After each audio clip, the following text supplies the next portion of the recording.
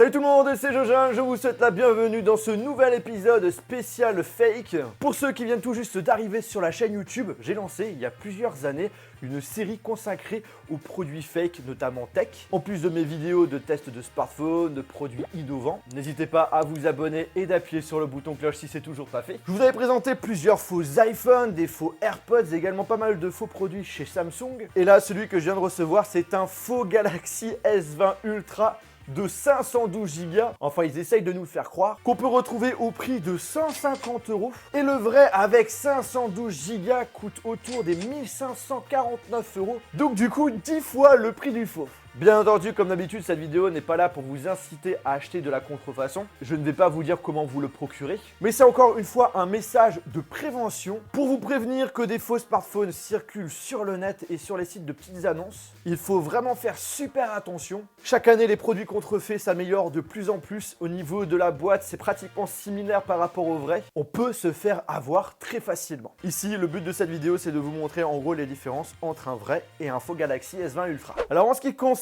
la boîte, on voit quand même qu'il y a tout de même des différences. Dites-moi en commentaire, selon vous, quel est le faux, quel est le vrai. Si vous n'avez jamais vu ma vidéo unboxing, c'est vraiment très difficile de voir quel est le faux. Sur la face avant, sur les deux boîtes, il y a S20 qui est écrit dessus, S20 Ultra 5G. Sur le côté à gauche, on a la marque, ainsi que le nom du produit. Au dos, sur celui-ci, on a les informations sur le produit ainsi que sa capacité, 512 Go. Ici, on n'a rien. Là, vous avez tout au fond sur une étiquette, alors que celui-ci, on n'en a pas. Le vrai est à gauche, le faux est à droite. On vous vend un Galaxy S20 Ultra neuf emballé à 500 €. Vous avez ça en main. Très difficile de voir si c'est un faux. Alors si on vous vend une boîte sous blister, la majorité du temps, le mieux, c'est de l'ouvrir parce que c'est en rentrant à l'intérieur, en voyant le téléphone en main, qu'on arrive souvent à différencier du vrai et du faux. Juste avec la boîte, ça reste quand même assez délicat. Mais en général, ce qui différencie d'un vrai et d'un faux, c'est notamment cette étiquette qui affiche le numéro de série. Et aussi, si vous avez ce sticker de sécurité, la majorité du temps, sur les contrefaçons, on ne l'a pas. Quand on ouvre la boîte du vrai, bim, tac, on a directement le téléphone. Sur le faux, le système est complètement différent. On retourne sur un ancien packaging officiel de Samsung, d'où le fait qu'on peut quand même se faire avoir sur le faux. Voilà, il faut tout simplement pousser. Tac. Vous avez Samsung qui est écrit dessus. La boîte est plutôt de bonne qualité.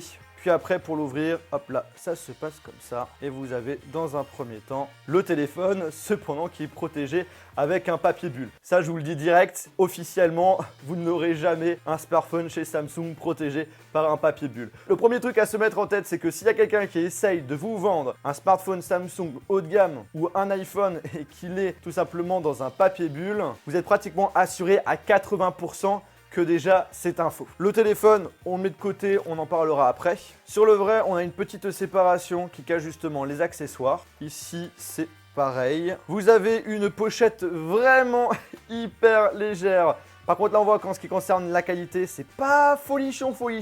Tu peux quand même l'abîmer assez facilement à l'intérieur. C'est quoi ça? C'est la notice? Ah ouais.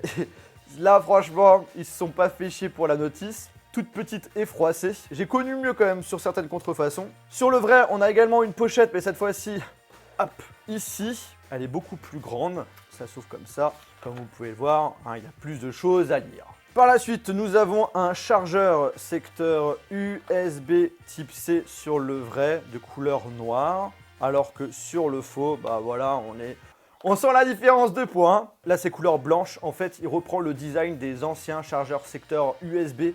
Là, comme vous pouvez le voir, c'est pas l'USB type C.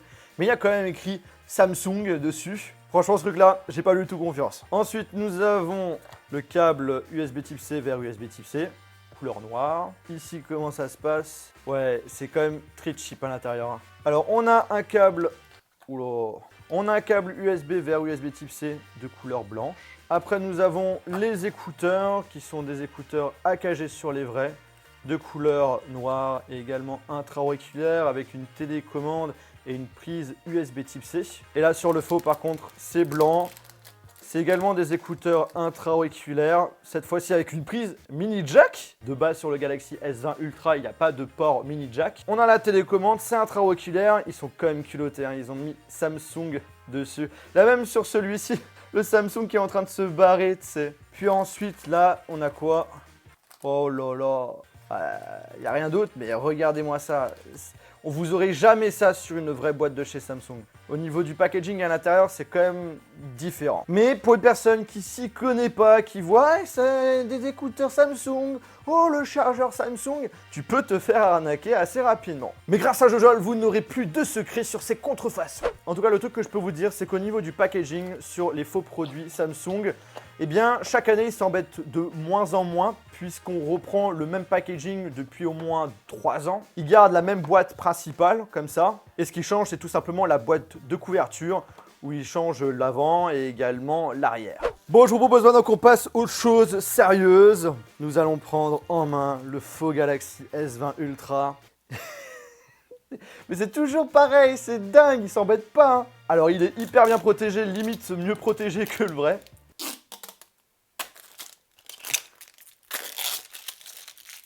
Il y a carrément 2 protections. Oh. Franchement, en main, t'as pas l'impression d'avoir un produit de merde, ça je vous le dis direct, qui a aussi un poids. Le faux est à 228 grammes et le vrai à 220 grammes. Donc c'est presque similaire. Je suis en nettoyer ça. Sérieux, ils ont mis un port mini jack dessus. Sur le vrai, bah, c'est pas du tout le cas, d'où le fait qu'on avait des écouteurs avec un port mini jack, ça se comprend maintenant. Le contour du style acier inoxydable, le positionnement du bouton power est différent comme vous pouvez le voir. Et ce qui est aussi très étrange, c'est le placement des boutons volume qui sont... Attends, c'est quoi ce bouton? Alors on a un bouton à droite sur le faux et on a un autre bouton plus les boutons volume. Alors que tous les boutons sur le vrai se situent directement à droite. Donc là, je suis vraiment intrigué par l'un de ces boutons, de savoir à quoi il sert concrètement. L'emplacement du tiroir nano SIM se situe en haut pour les deux. Par contre, là, il y a eu une arnaque, là. Il y a eu une arnaque sur la marchandise. Le faux est beaucoup plus petit. Ah, on a au moins, allez, 6-7 mm de moins. La couleur, j'ai décidé de prendre similaire du gris. Cependant, c'est pas le même gris. On est sur un gris un petit peu plus foncé sur le faux. Alors on a Samsung sur le dos, cependant plus discret sur le vrai. Il y a écrit S20 Ultra sur le faux alors que ce n'est pas le cas sur le vrai. La partie objectif, il y a quelque chose qui ressemble, mais c'est pas du tout la même chose. Ce qui est assez choquant quand même, c'est qu'ils ont quand même essayé de copier le Space Zoom 100 fois, qui est beaucoup plus discret sur le vrai. Au niveau de la taille de l'emplacement où il y a les objectifs, comme vous pouvez le voir, c'est beaucoup plus imposant hein, sur le vrai, même beaucoup plus épais. Là, on vous fait croire qu'il y a 1, 2, 3, 4 capteurs, mais dans la logique, ils sont pratiquement tous faux, sauf un. Pour les personnes qui n'ont pas vraiment eu en main un Galaxy S20 Ultra, on peut quand même se faire avoir. Je vous propose qu'on allume la contrefaçon. Alors, est-ce que c'est le bouton à gauche ou c'est le bouton à droite? Donc, le bouton power, c'est celui-là de droite, et comme vous pouvez le voir, vous avez... Ils ont copié vraiment de A à Z le démarrage, s'il vous plaît. Le son, et également, vous avez pu le voir, le nom du produit. Là, il est en train de charger toutes les applications Android, parce que oui, ce téléphone est sous Android, mais avec une surcouche qui ressemble à l'interface Samsung. Déjà là, je suis impressionné. On a un Always On Display directement sur la contrefaçon. Vous voyez, l'écran est noir, mais on vous affiche l'heure, la date, également pourcentage de batterie. Sur le lock screen, comment ça se passe? Ils ne sont pas fait chier.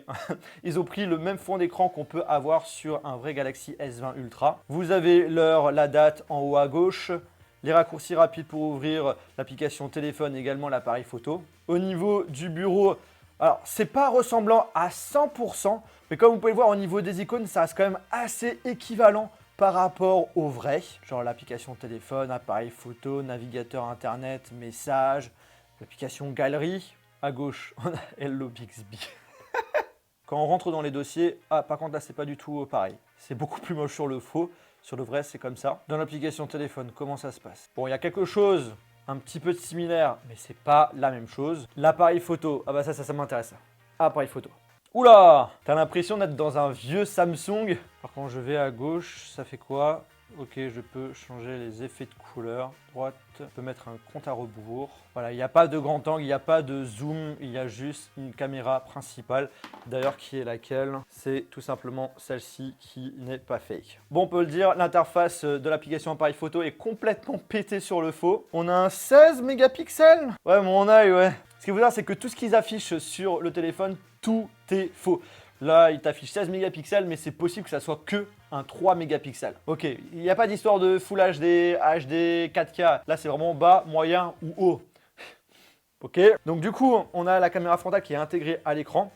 Ici, il est en haut à droite. Et quand on utilise la caméra frontale, on a une petite animation autour justement de la caméra frontale. Et regardez sur le faux.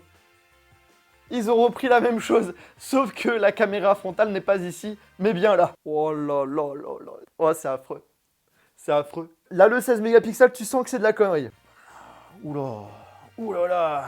Les couleurs sont dégueulasses. Par contre, la caméra frontale, même si je suis fort blanc, ça va encore. Là, ils ont même copié cette fonctionnalité-là qui permet de mettre des raccourcis d'ouverture d'application rapide. Là, tu peux rajouter des contacts favoris et tout. Raccourci lampe de poche. On a un flash. Ouais, il y a un flash. Le tireur d'application s'affiche de la même façon. Pas pareil, mais ça reste quand même un peu similaire. On va aller dans les réglages pour voir justement si on a des fonctionnalités gestes. Alors, sérieux. Il y a quand même quelque chose là, hein.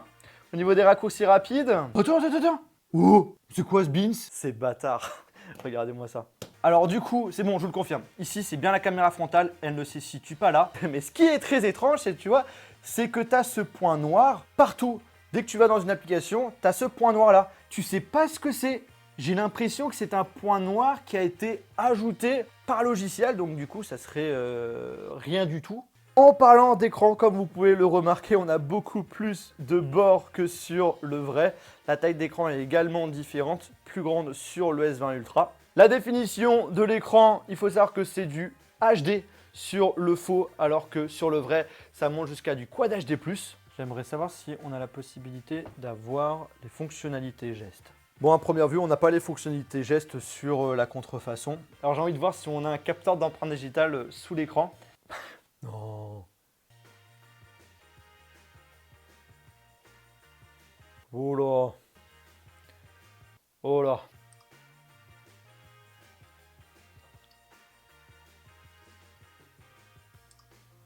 Je me suis pas fait avoir. Faux capteur d'empreinte digitale, il n'y en a pas en fait, c'est tout simplement faké logiciellement. On a la sécurité faciale. On va voir par contre si ça marche. Quelquefois ça peut marcher. Face. Alors là, mais visage. Attends, je m'enlève. Ah, il a détecté que j'avais enlevé mon visage. Bon, c'était super rapide. Je vais tester avec Amélie. Excusez-moi de vous déranger, jolie demoiselle. Juste voir si tu arrives à déverrouiller mon téléphone avec ton visage. Bon bah écoutez, la sécurité faciale a l'air de fonctionner, mais je suis très sceptique par sa sécurité. Voyons voir maintenant si nous avons la recharge sans fil. Alors, sur le vrai, bien entendu, voilà. Sur le faux,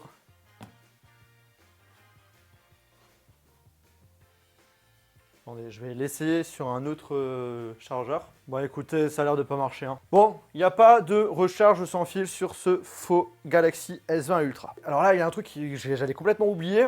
On a donc du coup un bouton Power à droite. Et celui-ci sert à quoi? Ah, ok, c'est le fameux bouton Bixby qu'ils ont justement supprimé sur les nouvelles versions. Ok. Autre truc aussi, donc du coup là on a les affiches 512 Go en mémoire interne et 8 Go de RAM. En réalité c'est pas du tout le cas, nous avons 1 Go de RAM et 16 Go en mémoire interne. Et en ce qui concerne le processeur, on n'est pas sur un Snapdragon, mais sur un Mediatek. Eh bien écoutez les amis, on arrive à la fin de cette vidéo, j'espère vraiment que ça vous a plu, que ça vous a intéressé. Si c'est le cas, je vous invite à lâcher un gros pouce bleu. J'avoue qu'on est quand même sur une contrefaçon qui reste tout de même de bonne qualité, mais on arrive à trouver facilement les différences entre le vrai, que ce soit au niveau de la boîte, les accessoires et également esthétiquement. Il suffit juste de voir le port mini jack et là vous êtes complètement fixé sur à 100% que c'est une contrefaçon. En tout cas, n'hésitez pas à vous abonner à la chaîne YouTube si c'est toujours pas fait, d'appuyer sur le bouton cloche. Et sur ce, on se retrouve dans une prochaine vidéo. Salut!